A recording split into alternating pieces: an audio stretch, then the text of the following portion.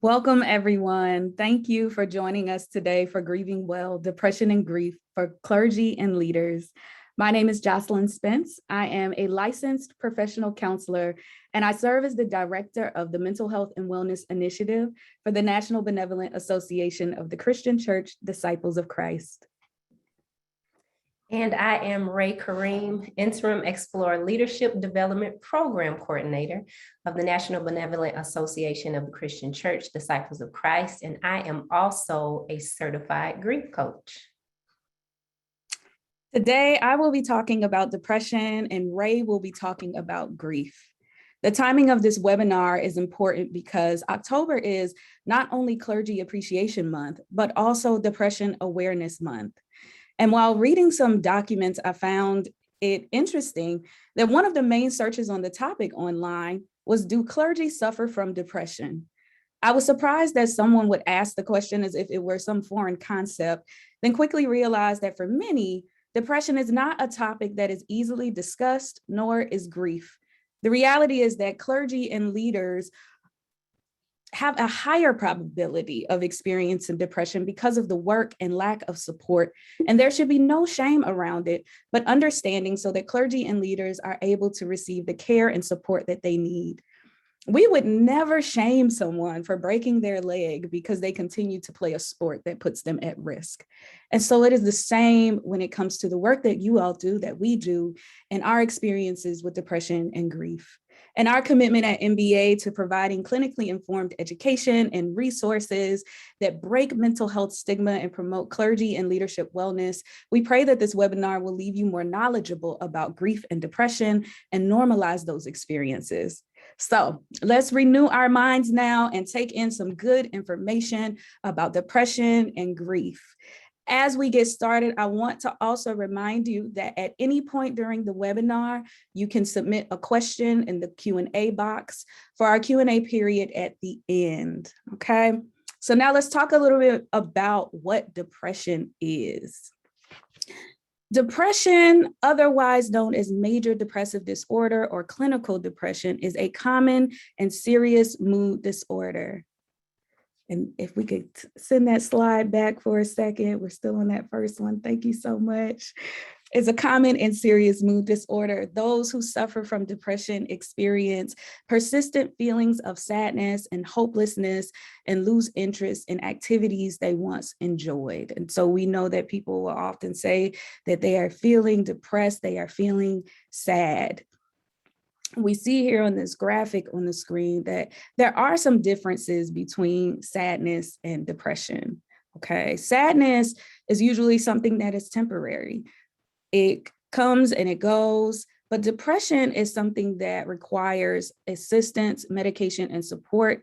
It can be chronic in nature, meaning you may be depressed, have recurrent clinical depression, where certain times of the year you may have depression. We're at a time period where the time is about to change, and a lot of people may experience seasonal affective disorder, where they feel depressed during the winter months because of the changes in the sunlight that we have and other things that might trigger them during that time period, okay?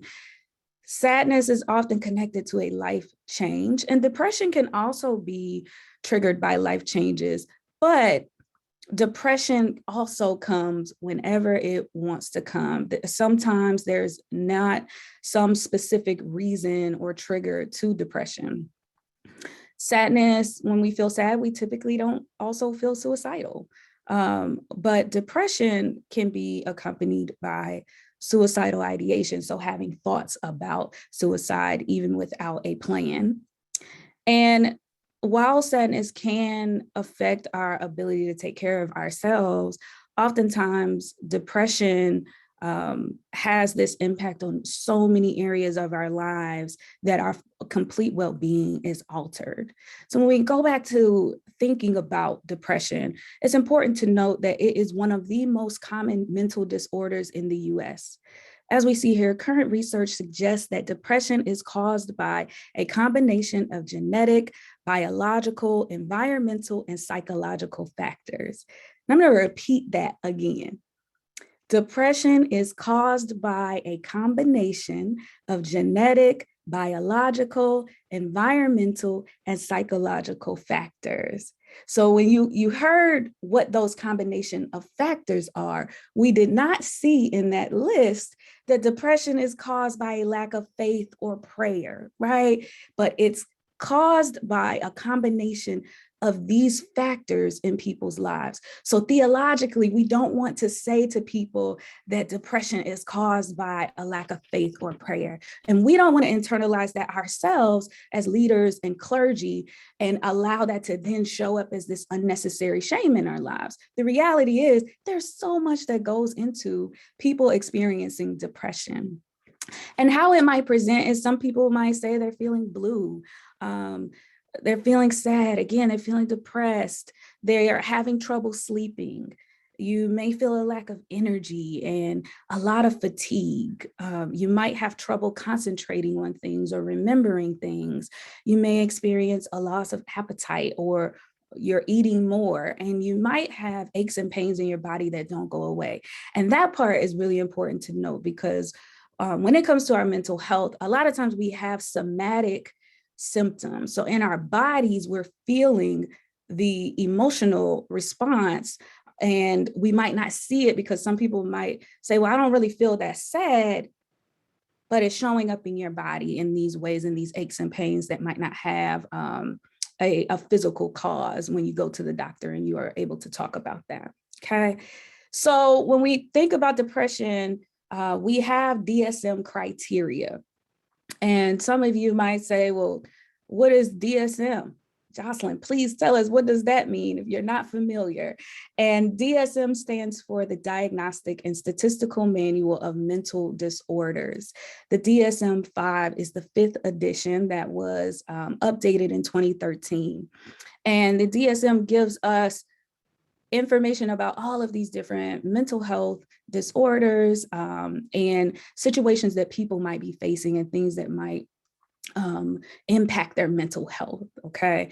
And what I always love to tell people about the DSM and disorders is that it is not a label, okay? We're not out here labeling people, but we're giving you more information that will help you to take better care of yourself and take better care of others. So if I know that this is something that I'm dealing with in my life, it's great for me to know that so that I can take better care of myself. So let's go through some of this criteria briefly.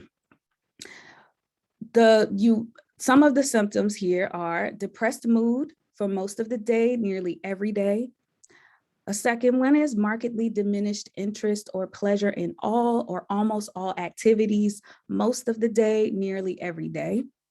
Significant weight loss when not dieting, or weight gain or decrease or increase in appetite nearly every day. A slowing down of thought and a reduction of physical movement that is observable by other people. So it's not merely your subjective feelings of restlessness or being slowed down. Fatigue or loss of energy nearly every day.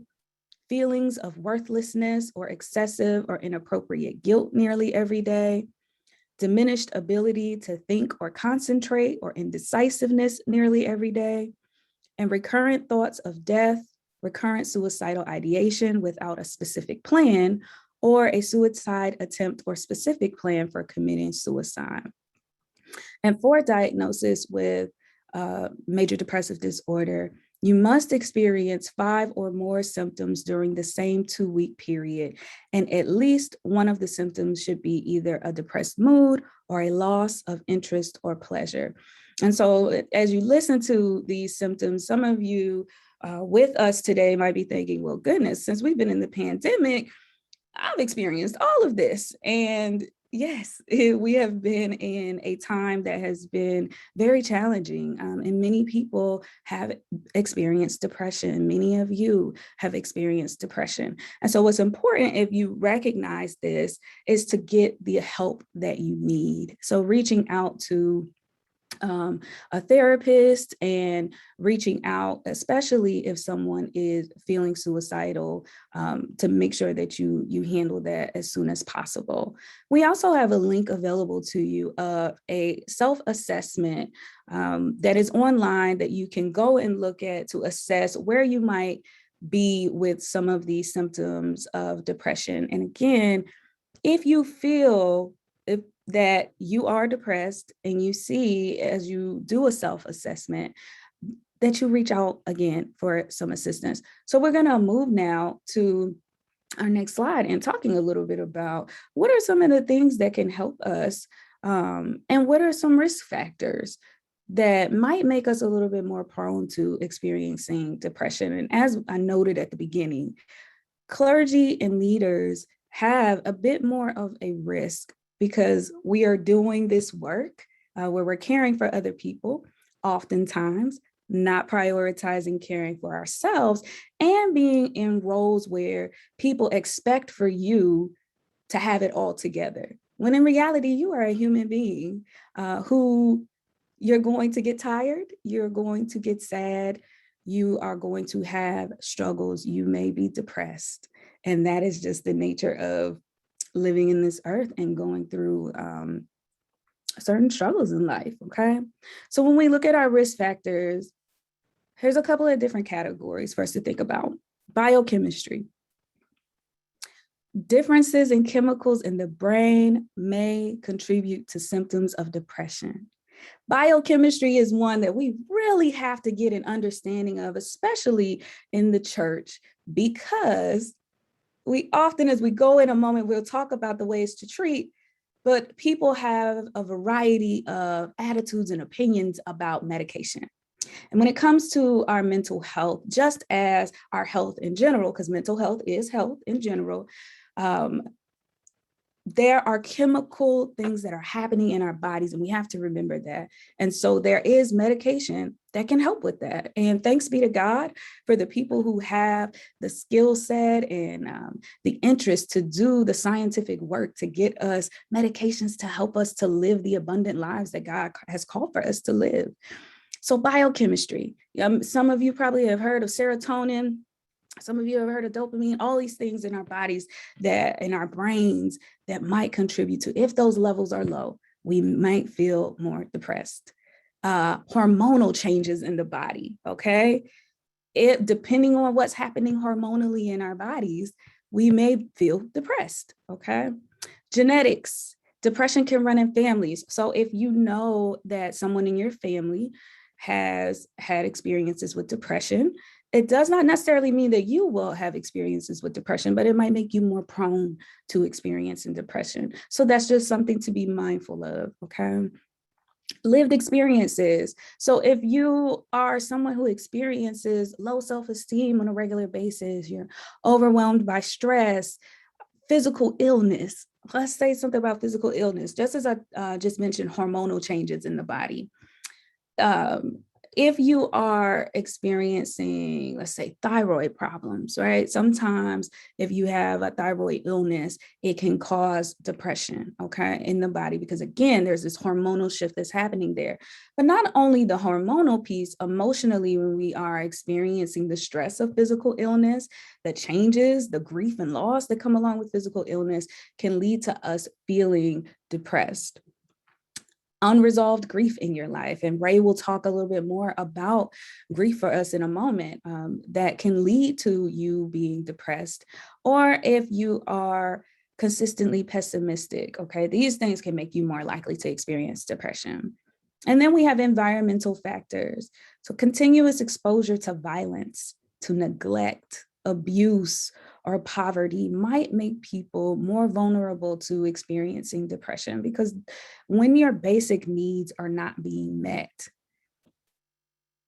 you are not going to feel well. Those are not the conditions for you to be well. And so it makes sense that someone would be depressed going through those circumstances. So again, when we think about the risk factors, when we think about the connections of the things that we've been through or other people are going through, that it's not a label. It's not to say that, oh, there's something wrong with our family because everybody has been depressed, or there's something wrong with me because I can't produce enough of this chemical in my body. No, we don't want to take on shame, but we want to take pride in knowing, being educated, being aware, so that we can get the help that we need and we can take better care of ourselves, okay? So how we treat depression, therapy.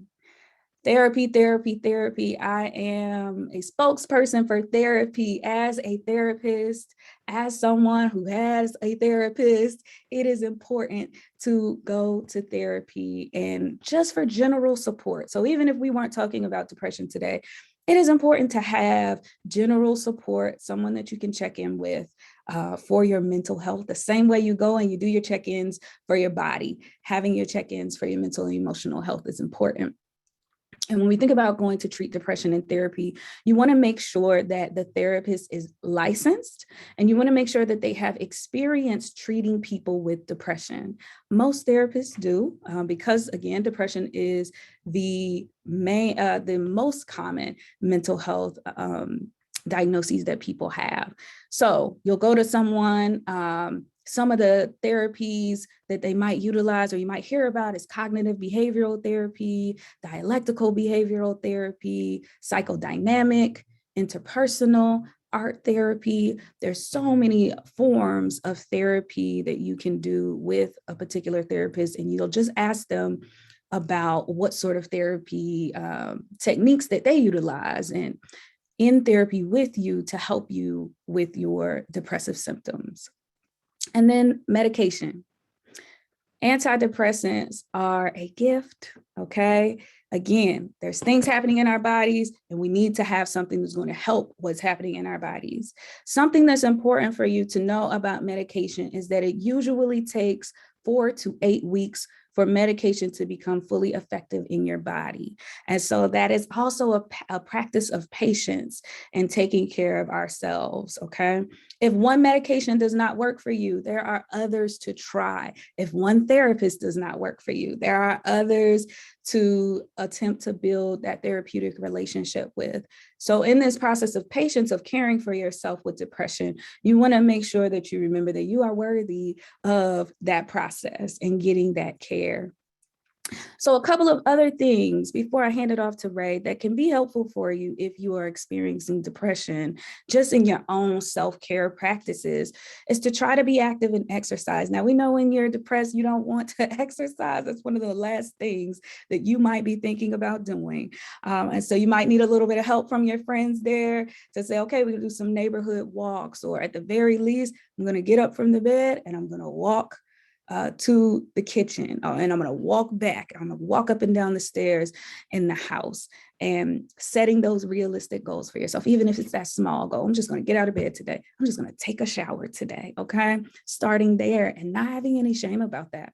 Trying to spend time with other people and confiding in your trusted friends and relatives about what you're experiencing. Trying not to isolate yourself, which is hard when you are depressed, but letting people know what you are going through and letting others help you.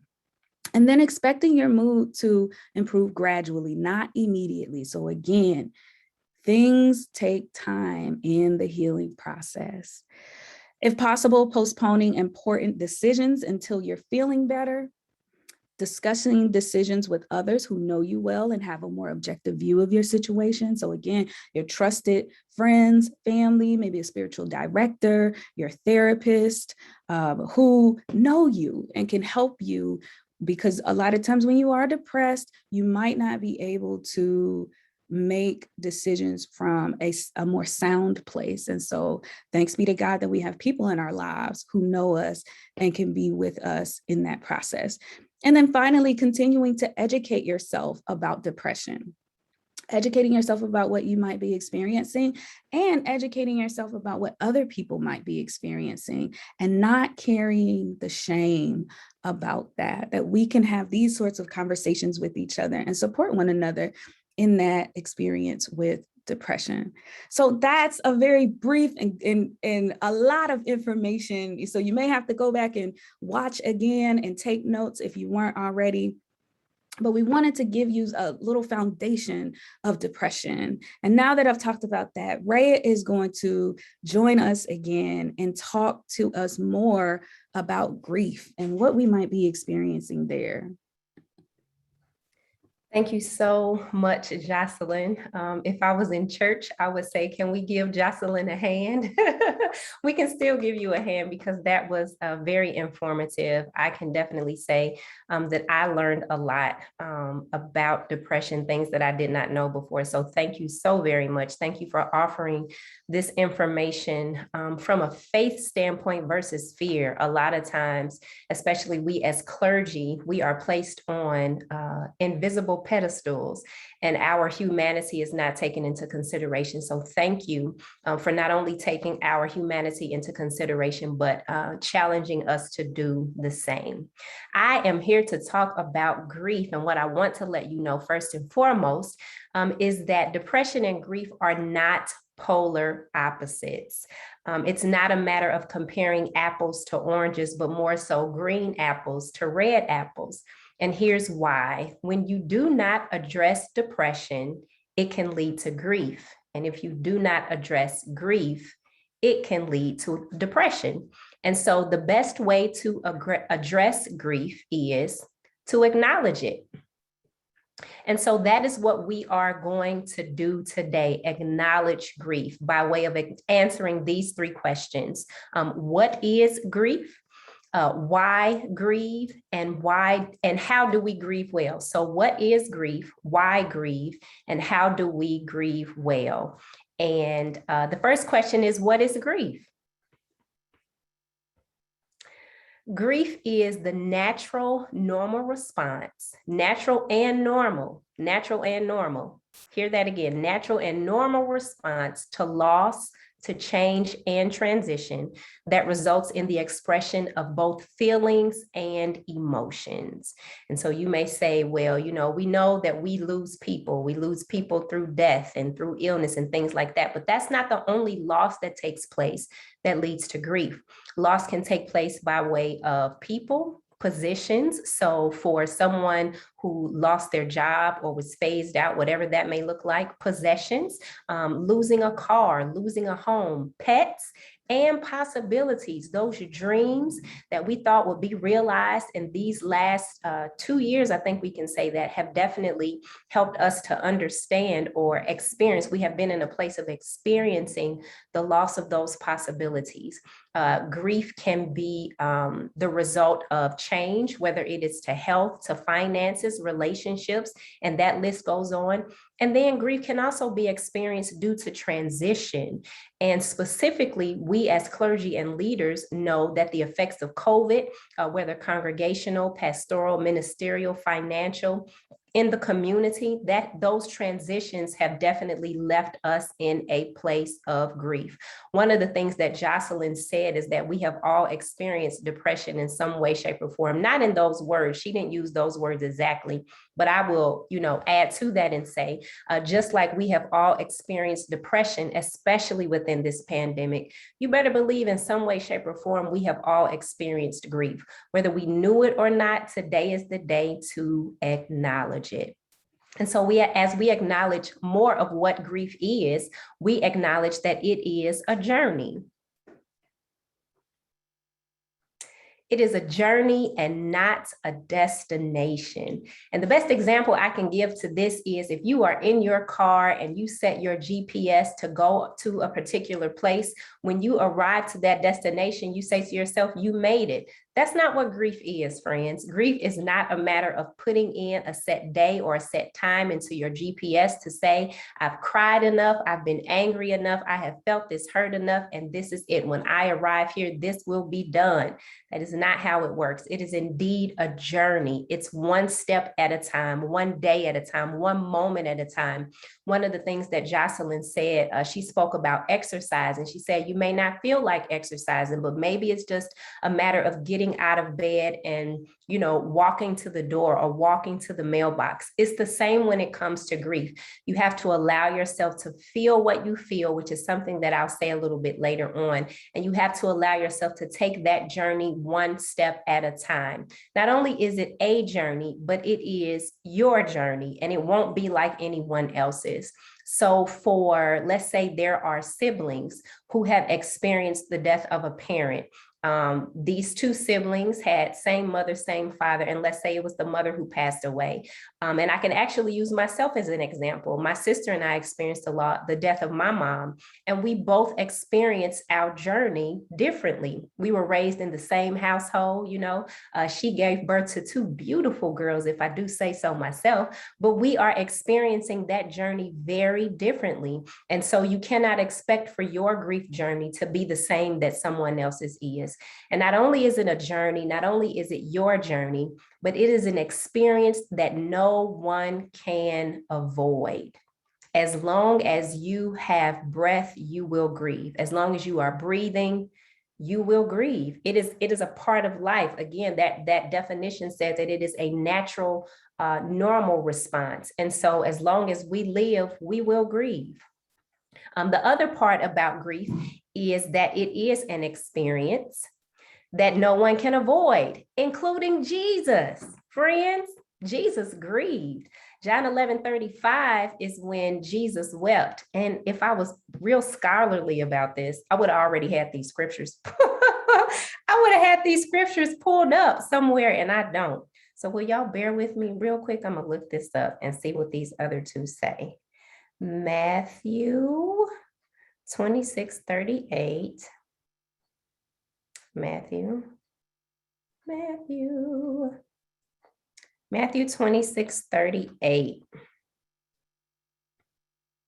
Jesus, this is the Garden of Gethsemane. Jesus walked on a little way, and then he knelt with his face to the ground and prayed, "My Father, if it is possible, don't make me suffer by drinking from this cup." And I think Mark says it a little bit differently. Both of those texts talk about how Jesus was grieved. He was grieved just about to the point of death, is what some translations say. And then when he was on the cross, when he said to his Father, my God, why have you forsaken me?" You better believe that Jesus was experiencing grief in that very moment. And so if Jesus grieved, if Jesus wept, who do we think we are that we won't experience the same? Jesus wept, friends. And, theologians will say, God love us all. As the text says, that Jesus was weeping because he was moved with compassion, or because the people around him were grieving. But the fact of the matter is, Lazarus was his friend. And so even though he may have been weeping because other people around him were weeping, he was experiencing empathy. He was also weeping because he had a loss. It wasn't just Mary and Martha that lost their brother. Jesus lost his friend. Even though he knew what was about to happen, he allowed himself to have that experience, to have that human moment. And we are human, and we should allow ourselves to have that moment as well. So we have listened to or heard about what grief is, and now we're going to talk about why grieve, why we should grieve. We grieve because we cared, because we've loved, because we've lost. We grieve because things changed. And ultimately, we grieve because we exist. Again, it is an experience that no one can avoid. Not only no one, as in human beings, but animals grieve too. And they're not, one of the things that Jocelyn kept driving home is that there is no shame.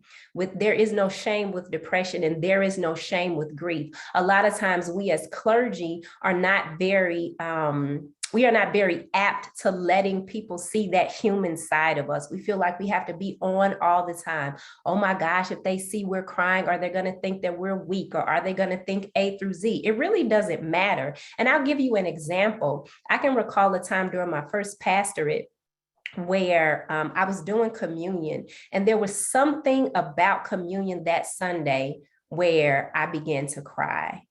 And in my mind, I'm trying to stop it. I'm like, oh my gosh, Ray, you're crying. No, these are tears. Oh my gosh, what's going to happen? Like, you're crying. And there was nothing that I could do to stop it. And after church, at the recessional line, one of the members came up to me and she grabbed my hand.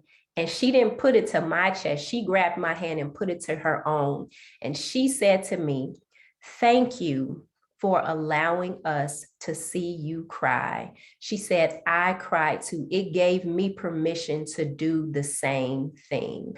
Yes, we are clergy. Yes, we are leaders. But before we are clergy and after we are clergy and while we are clergy, we are still human. And so when we allow ourselves to weep, when we allow ourselves to show emotion, it also allows other people and gives them permission to do the same, which we'll also talk about here soon. And so why grieve? Because it gives others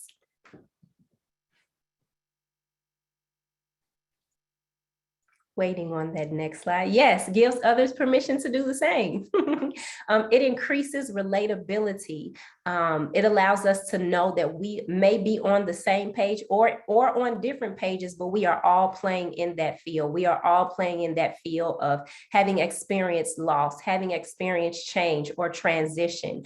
We are all in that field of knowing that we are not alone. And then it prevents what I call mental, emotional, and spiritual constipation. And so hear this, friends. I can probably bet a couple of dollars that all of us have experienced physical constipation before, right? And nobody likes that. Your stomach feels like it's in knots, like nothing is coming through, okay? We do not like how that feels. And we also wouldn't want to be mentally, emotionally, or spiritually constipated either. Think about that moment where you just feel like if somebody says one more thing, I'm going to burst or I'm going to go off or whatever that looks like. We can avoid that by allowing ourselves to release and express those emotions and those feelings. And so why grieve? Because it engages.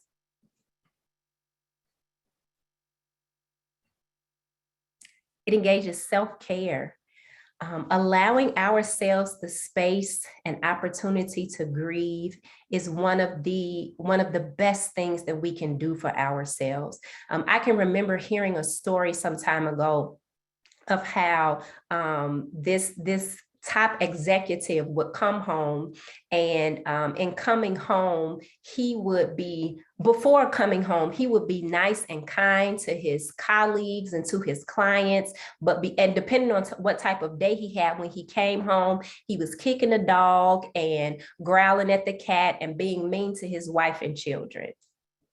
Right? That was not good self-care. He was better to the people outside than he was to the people inside because he was not taking care of himself.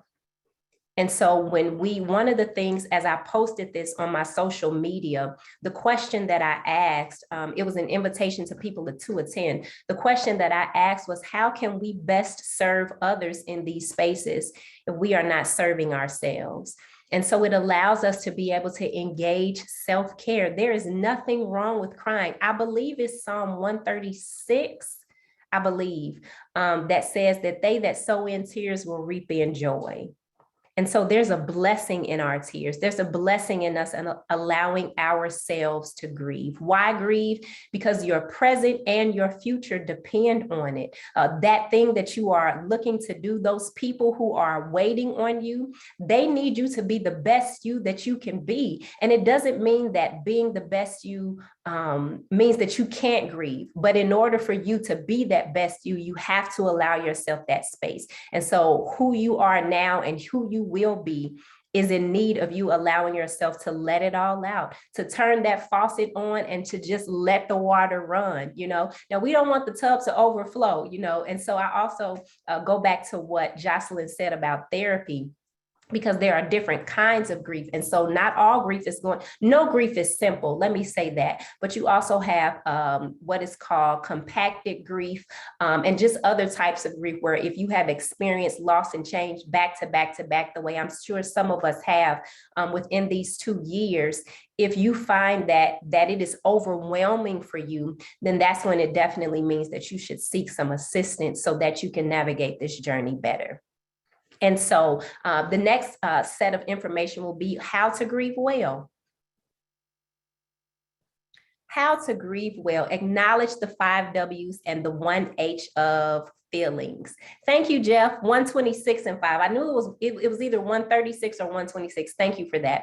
Acknowledge the 5 W's and the 1 H. So when it comes to that and feeling, you want to acknowledge what you are feeling, where you are when you are experiencing these feelings. Maybe you are driving in your car and you hear a song, and that song may make you feel sad. So what you are feeling is sadness.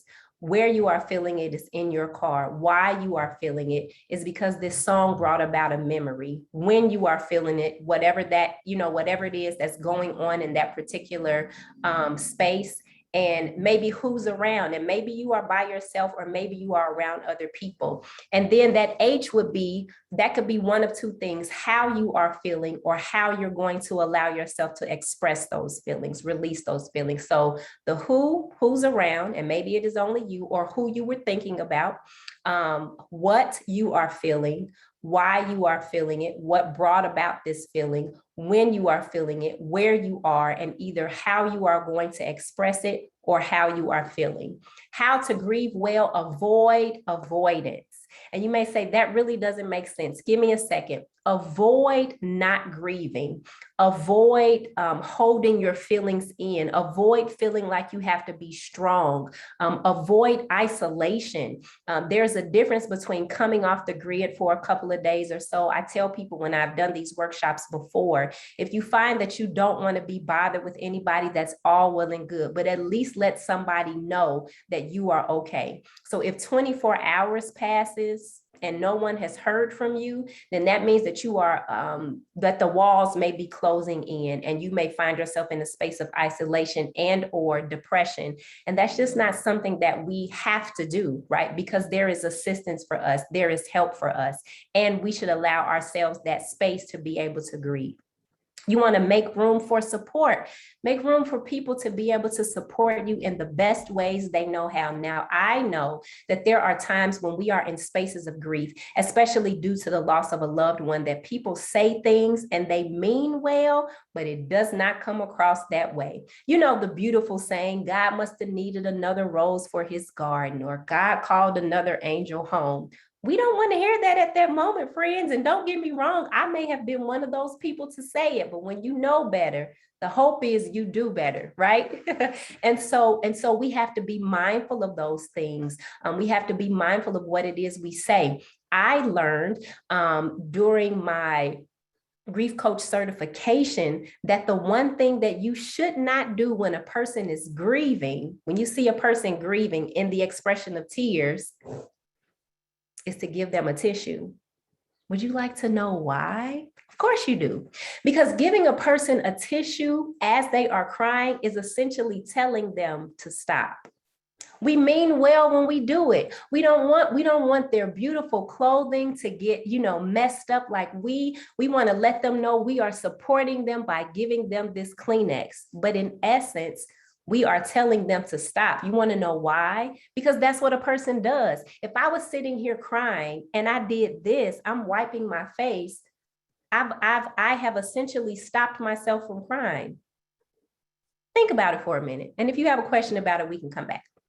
How to grieve well. One of the other ways we grieve well is by expressing.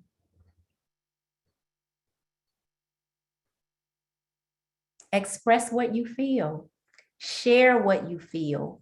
Feel what you feel. There is no shame in what you feel. There is no shame in the expression of what you feel. As long as you are not causing harm to yourself, to other people, to pets or possessions, do what you need to do to be able to release that. Because again, we do not want you to be mentally, emotionally, or spiritually constipated. Physical constipation is enough, y'all. Now let's be real, okay? But when you add that other element to it, because if you are mentally or emotionally constipated, how can you be spiritually well? And if you are spiritually constipated, how can you be mentally or emotionally well? When you're physically constipated, you feel like things are going to go awry. So imagine if that was here and here.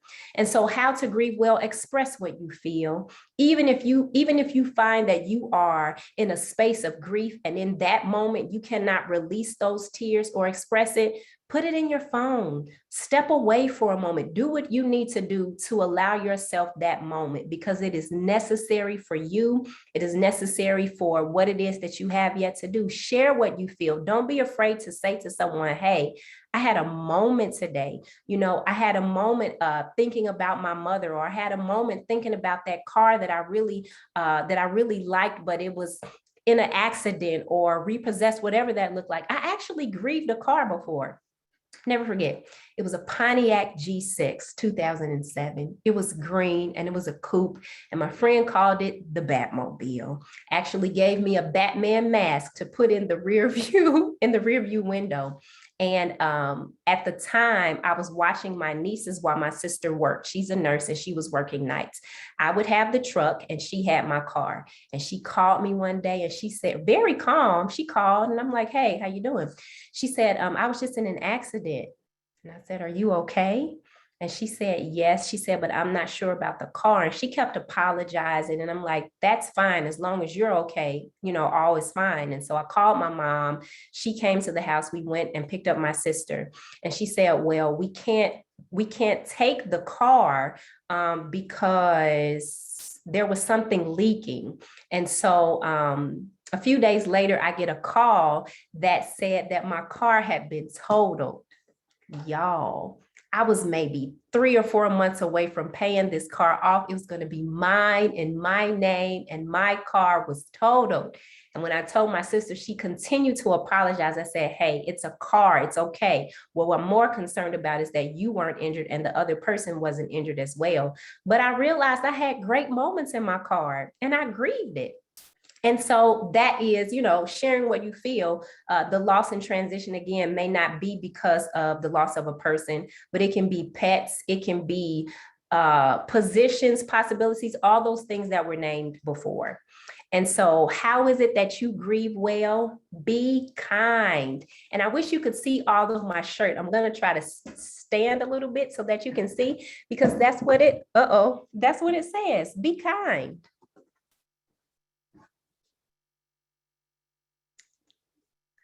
Be kind to and gracious with yourself. You have never been in this space of grief before. Never. We've never been in a pandemic like this before. We have never experienced the loss of congregational worship or the learning curve of technology, or having a job one day and then having to apply for unemployment the next. We have never experienced back-to-back deaths, whether they were close to us, our family or friends or people we know. We have never experienced having to wait days to have our funerals or homegoing celebrations. We have never experienced life like this before. So be kind to yourself and be gracious with yourself and allow other people to be kind to you. We are all doing the best we can right now. So not only should you be kind to you, but also be kind to others, because you never really know what it is that they are experiencing. Do not be afraid of what you feel. It is going to be uncomfortable. And it may feel, it's going to be uncomfortable and it may feel strange, but don't be afraid of it. Lean into it. Go back to that acknowledgement of the 5 W's and the 1 H. Why am I feeling this? Who's around me? What triggered this feeling, right? Allow yourself to feel what you feel. And please, by all means, do not isolate. Let somebody know, hey, I am so overwhelmed by this grief right now. I need a friend. And that person doesn't have to come by and do anything but be present. Hey, I need to get out of the house right now. Hey, can you just sit on the phone? I just need to hear that somebody is there. Okay. Isolation is probably one of the worst things that we can do when it comes to our spaces of grief, because that can definitely lead to depression and other things. So the one thing that we do not want to do is isolate. The one thing that we do not want to do is to be afraid of what we feel. And the one thing that we do want to do is to be kind to and to be gracious with ourselves. And so at the end of it all, you want to make sure that you grieve well so that you can be well. And so now we will open the floor for questions.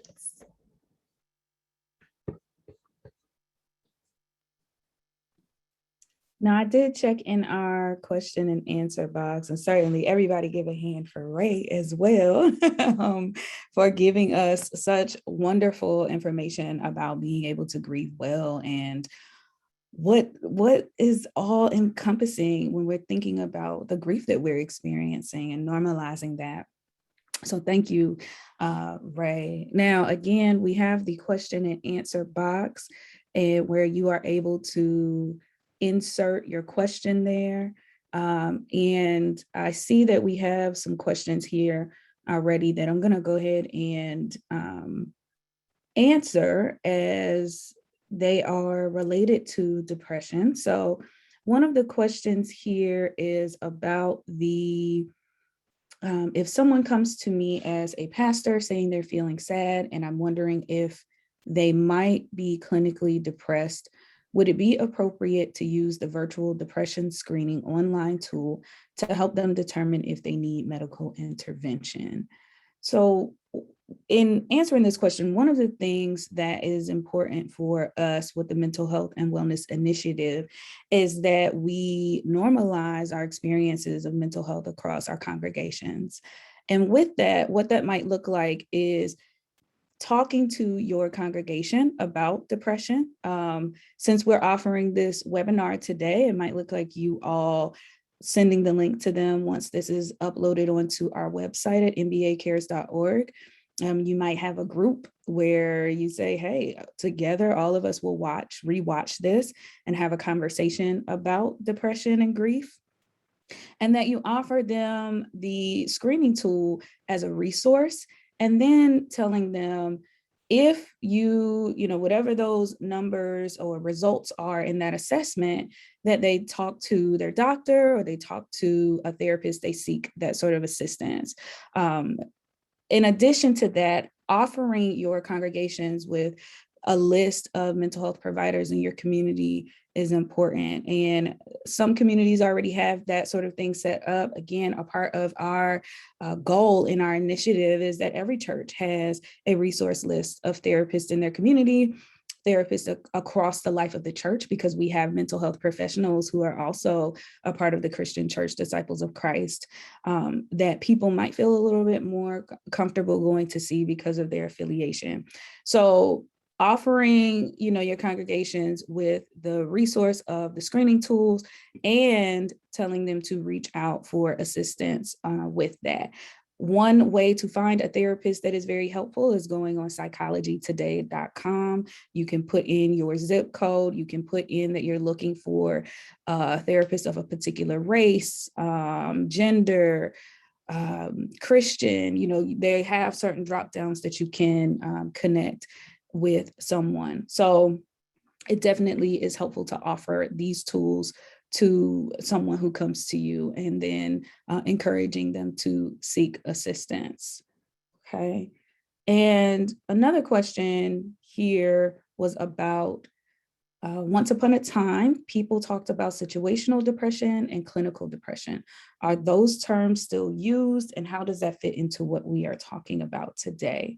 So clinical depression, as I mentioned in the intro about what is depression, is the major depressive disorder. So when we think about being depressed and making sure that people know that we're talking about not we're just feeling depressed, but that we are experiencing clinical depression, it's named as clinical depression. Now, situational depression is a term that is not used in that way at this time, but the term that would be used is adjustment disorder. So when we look at the DSM now, that might be called adjustment disorder with depressed mood, if you went to a therapist and they gave you that diagnosis. And what that means is that you're going through a period of time where you're trying to adjust to a major life change, and a result of that is experiencing depression and other symptoms. A lot of times when people are struggling with an adjustment to a major life change,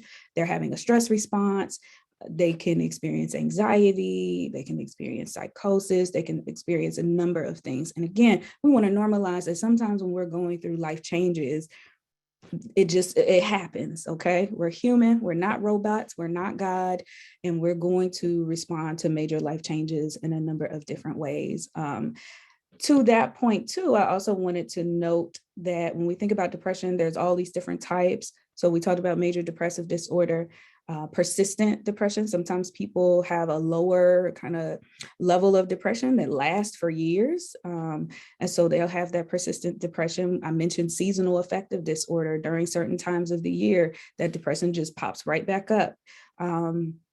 People who have babies may have postpartum depression. And so after giving birth, all of these hormonal changes, all of these life changes that you have to adjust to, those people might experience postpartum depression.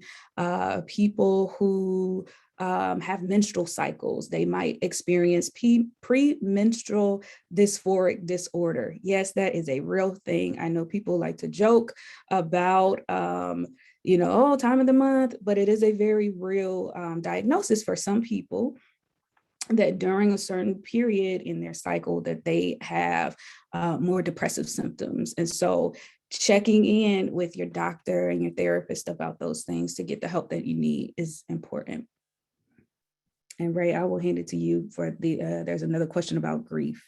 Yes. So there's also a question. Thank you. First of all, thank you, Jocelyn. Again, don't be surprised if I call you in a couple of days to say, hey, let's talk some more about this, because that was a very, very helpful, very helpful presentation. So thank you so much. So first things first, let me let you all know that this beautiful t-shirt came from Target. But I got it from the Target in Hawaii. So I don't know if they have it everywhere. I imagine that you can order it online, but I got it in the men's section, but I think it might be a unisex shirt. If not, go for what you know. I did, and it looks great on me, don't you think? So it can look good on you too. So the second thing is I want to address the Kleenex, and then Amy, I'm going to get to your question. So were some comments around the Kleenex. So just think about it. When you are crying and somebody gives you a tissue, in essence, in a few moments, you're going to stop crying because they have handed you a tissue. You're going to wipe your face, right? You're going to blow your nose and attempt to go on about what it is that you are doing. You're going to attempt to go on about what it is that you're doing, or what you were doing before that, because even though it is an attempt to help, it is an unspoken, like nobody hands you a tissue because they want you to stop crying. They hand you a tissue because they are trying to be supportive. But what they don't realize is that in essence, you're going to stop crying. Like nobody is now. It takes me back to my childhood, because there are times where you're handed that tissue and they like, stop all that crying. Nobody in those situations is going to tell you to stop crying, right? Sometimes people may say, well, oh, they wouldn't want to see you like this. Save that, because they're not here right now. Say that to somebody else. Don't say that to me. Don't keep that one. So they're not handing you the tissue maliciously. They are handing it to you to be supportive. But what we don't realize is that in essence, you're gonna stop crying. You're gonna wipe your face. You're gonna blow your nose. You might have a few more tears, but after that, that's it. And so again, it's not malicious. It is very intentional support, but they just don't realize that that's what's happening. And then there was a question. When we are grieving and can't concentrate, but the world expects us to make deadlines and keep going, what do you suggest? I have had people who have been in these times like, I can't right now. And one of the things that I say is to let them know, that you are not able to make that deadline. I have just experienced this loss, this transition, this change, or I am currently dealing with this loss, this, and you don't even have to be that specific depending on who it is. You can just say, I'm in a current space of grief. you know? And right now I am not able to meet this deadline. Is there someone else who can do it? Because just because you can't right now doesn't mean that you should later, because you don't know how much time it's going to take for you to be able to get over that. I don't want to say over, to get through that space so that you can do it. So I would suggest that you let them know that you are currently in a space of grief and that you're not able to meet the deadline or do whatever. Ask if someone else can do it. And if they come back and say that no one else can, let them know that you'll get to it when you can. You set the deadline, because that pressure can add more to you if they do it. You set the deadline. And if that doesn't work for them, then you might have to take other measures. One of the things that I will say is that there is a national campaign taking place as we speak for there to be more bereavement time with organizations, and for grief to kind of be more of a common thing. As far as I'm concerned, grief should be normal, because it is normal. And we make grief such this big, scary thing, the same way we do depression, and we should not. There is no shame in either situation. So that would be my suggestion. And I don't know if there was anything else.